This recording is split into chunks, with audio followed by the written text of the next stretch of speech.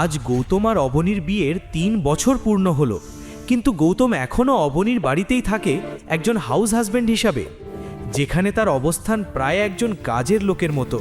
কখনো সানসার শাড়ি ইস্ত্রি করা, কখনো অবনীর গাড়ি পরিষ্কার করা, রান্না থেকে শুরু করে ঘর পরিষ্কার সব দায়িত্বই তার কাঁধে।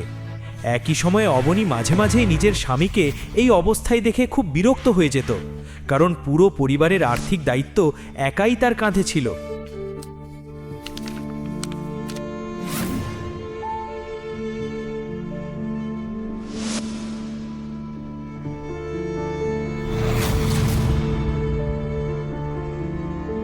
কিন্তু অবনী, এই মূর্তিটা বাবা ভেঙেছেন, এতে আমার দোষ কি?